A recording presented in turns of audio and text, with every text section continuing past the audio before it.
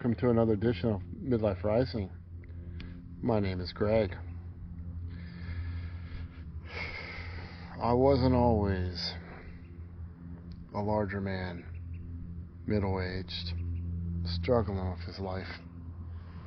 I actually was quite successful as a climber for a while in my day.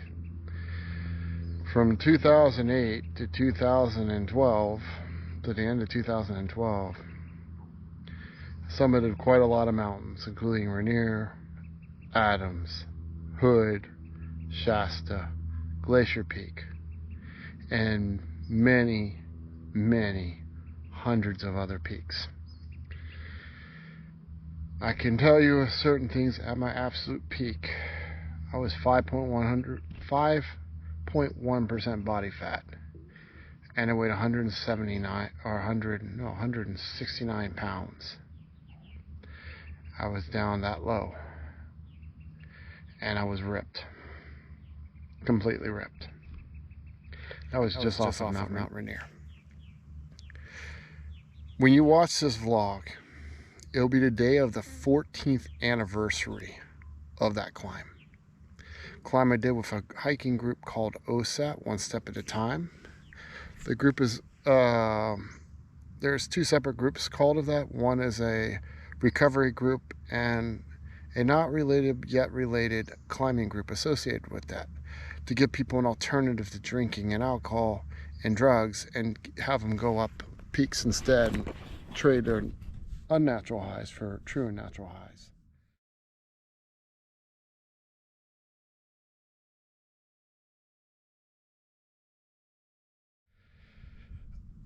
Call out, shout out to you guys. Thank you for all your support, as you always have been there for me, and I appreciate it. And I wish my schedule was good so I could have stayed with you guys in your growth, but unfortunately my schedule curtailed, and we'll go into that in a little bit. See, back in 2009, when I was that low in weight, I was working anywhere from 65 to 70 hours a week. Now I do about 60 hours a week now. Instead of working one job that's physical, real physical labor part-time, I was working physical labor full-time, and the fact was, I was picking up anywhere from 200 to 500 boxes a day and bringing them to different locations. Now, I was tired, but that was only the beginning of my exercise routine. Included with that, along with that, I was also lifting weights only about once or twice a week because my body just couldn't handle it. And I was doing usually about 2, sometimes even 3 hikes a week. Probably equivalent of, I say, because this is back in the States, I'm going to say about 25 to 30 miles a week. Elevation gain about 10,000 feet. What that equivalently goes out there is anywhere from 40 to 60 kilometers a week and about 3,000 to 4,000 meters of elevation gain a week. So I was doing quite a lot of exercise in both my job and everything. So obviously I was in pretty incredible shape back in 2009 when I climbed Rainier. And to be honest, I kind of didn't think Rainier was that hard. I ran up the last little bit of it, up the glacier to the true summit, and went to some sub-summits as well. It's one of those things that, you know, you always remember. I remember the exact time I got up there. We were meeting with the other climbing group of OSAT. They got up there at the exact same time for me. Emmons, I came up from the DC. We came up from the DC route. We did the last little bit across the crater on roped, and we got to the summit. It was 7:10 a.m. To cherish that moment, we decided to cherish that moment. I put up this vlog to represent at 7:10 a.m. to represent the time I climbed Rainier. We can all mention certain days that we know are significantly the best days of our lives or the biggest accomplishments we ever did. But that was by far the best one. I kind of thought it was going to keep going. I kind of thought that I would be in this shape for a good 10 to 15 years and possibly hiking well into my 60s and 70s. I really thought it was going to go that way. But sometimes you just got to let the past be the past and let it rest in peace. But unfortunately, the body gave way. And slowly, by the end of 2010, I was always hovering around 200 pounds. By the end of 2011, I was probably 2010. But in 2012, I was 2030, and I was diagnosed with a hypothyroidism. Probably something I had earlier, but I didn't realize it. It should be represented that 2012 was my time that I climbed Glacier Peak. And it was the last major volcano that outside of Little Tahoma, that I needed to complete all the big volcanoes in Washington State. Now, obviously, I didn't complete Little Tahoma, so that'll always be a little bit of a sore, but it is what it is. You learn from it. That's great for talking about the climbing, but let's talk about why I need to let that go. And we'll go on to that right here. By 2013, I was already over 250 pounds because of my hypothyroidism. Now, I'm taking medicine for it, but without the active jobs I was having, I was gaining weight rapidly. And I was holding on to that dream of being climbing, so I was still hiking as much as possible. But as everything goes along, if we know anything about people and hikers, if you can't climb the same mountains they can, they kind of tend to pass you by. And it's just one of those things. And there's some legends I hiked with back in those days too, that obviously I wouldn't be able to hike with now. And I don't blame them. They moved on. They're still friendly. We still talk on Facebook. One of them I'm dearly close. His name is Josh. I'm still very dearly close to him. But the others, time passes by and you just kind of grow apart. By 2014, it was becoming noticeable, albeit I did have a great trip in Oregon. Mount McLaughlin was the last 9,000. Well, no, it was the second to last 9,000. 2015 was another year that kind of passed on by. Some good mountains early on with Hoodoo Peak and Windy. 2016 was time I finally got my last 10,000 footer, Old Baldy.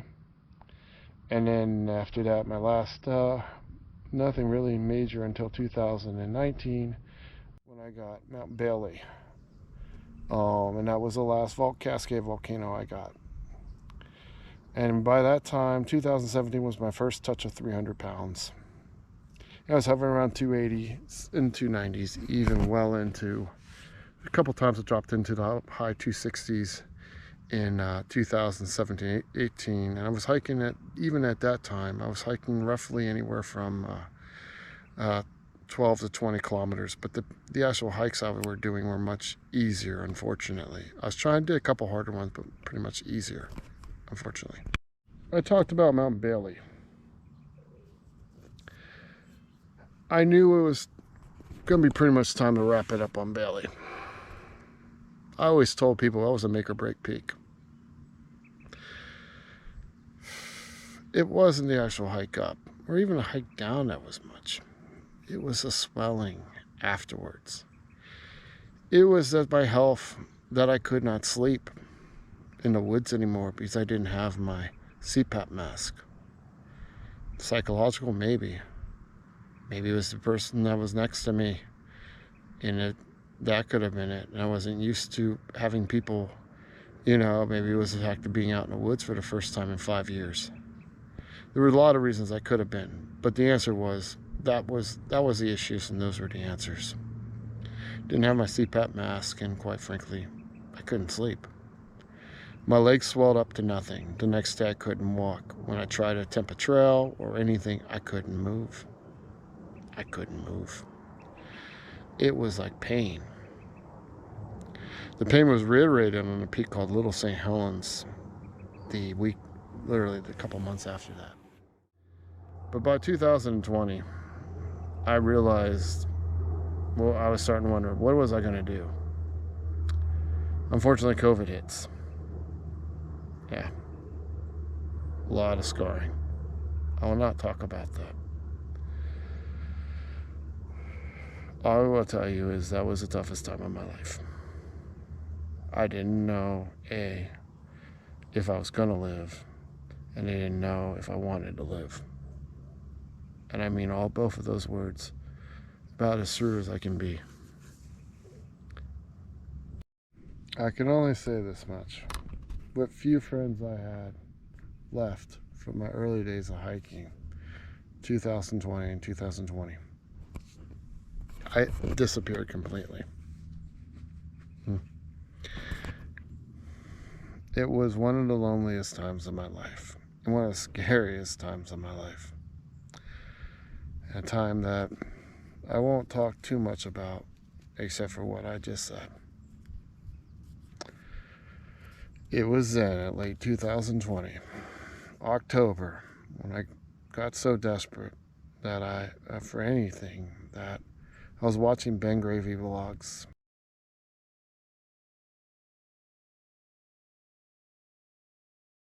And I saw him surfing, and I said, maybe to get out in the water, I might not be at this weight. I was probably weigh about 305 at the time. At this weight, I mean, let's go see. Let's go see what happens. You know, I remember it being a very windy day. Rare that the wind was blowing from the northwest, but it was a very windy day at Alki Point. It was even rarer to see the waves that were coming on. They were all shore breaks, so if you caught a wave, it was probably, you could see about I remember a chest high or even head high wave, or at least it felt like that at the time. I hadn't seen waves in a long time, so I don't know what that is. So I don't know if I compare it now. I don't even know if there's probably, say, chest high. And I remember nearly drowning in that water, grabbing a surfboard, old surfboard I hadn't surfed since 2015, and going out in that water and trying to surf it. I did stand up on one. I do distinctly remember standing up on one for about 2 seconds and wondering, whoa, maybe this is something to go. Maybe not even 2 seconds, maybe a split second. And I kept saying, maybe it's time for a little change there. I remember walking off and thinking to myself, my legs aren't swelling. I'm not laid up for 2 days. I don't have to bring a chair to go to the bathroom. Maybe this is the way I'm supposed to go. And on from there, I knew what my mission was. It was wintertime in Seattle, and quite frankly, I wasn't doing any surfing or, quite honestly, any activity in 2010 and 11 in Seattle. When I finally did go out, it was April of 2011. I was 320 pounds, and I was feeling really bummed about my life. I was really not right. My wife took me to the beach, and I tried my ways with those waves. Yeah, didn't go so well at Westport that day. I have a picture of it. At least I went out, saw a beautiful sunset. It was so beautiful, but boy, it did not go well. That session was painful. I tried my best, though. At least I was out there. But it was hard. It was hard. But I knew one thing. I didn't want to go back out there and drown the next time. So I decided to do something about it. It was time for me to rise into a new sport, into a new place, and let the past rest in peace. We all know the story past here. The first true wave I caught that I had some distance on was filmed at Alki Beach. The vlog's up. It's the very first vlog I had. I suggest y'all look at it. It was one of the happiest days of my life. Caught a little fairy wave, and I rode it maybe 50 yards. I probably doubt that. I mean 20, maybe even 10 yards. I don't know. Hard to judge, but I rode it just a little bit. Happiest day to jump off that and film it. And on from there, it's time to rise from my midlife. and the crisis that nearly buried me. So here you go. If you want to find out what my life has been from 2021 to now, there are plenty of videos can tell you where I've gone, what I've done, and where I've gone to be. My final part of this vlog. I want to make a comment on a couple things. If you're watching this vlog and you're young, take advantage of it.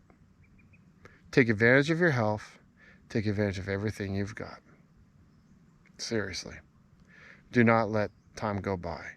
You don't have to. If you're middle-aged, live every day like it's your last. Make the most of everything you have. And don't ever give up.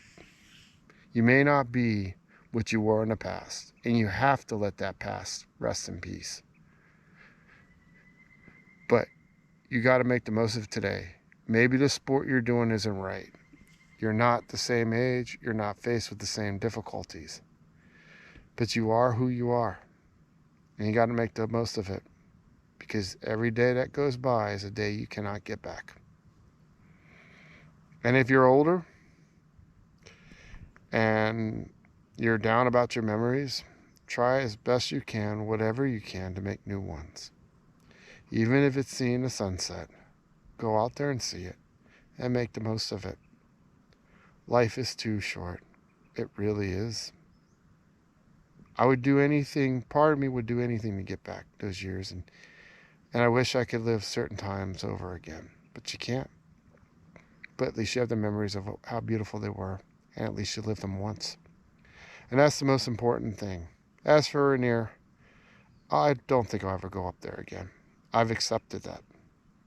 I don't see it in the cards. I don't know if I desire it anymore, to be honest.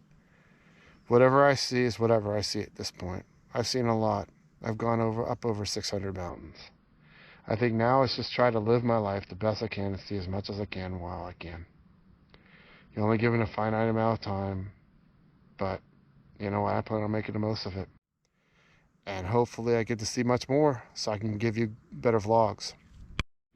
If you like to support this vlog and you want to help me in my journey to see more beautiful stuff, if you want to see me grow, take that like and subscribe and use it.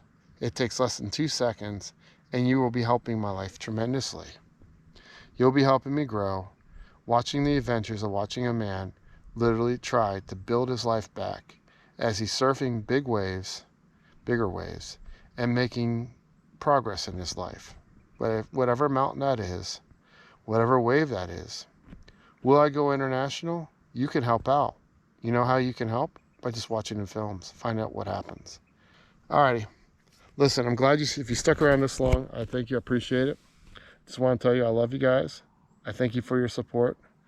As always, like, comment, subscribe, and I'll see you on the next adventure. Take care.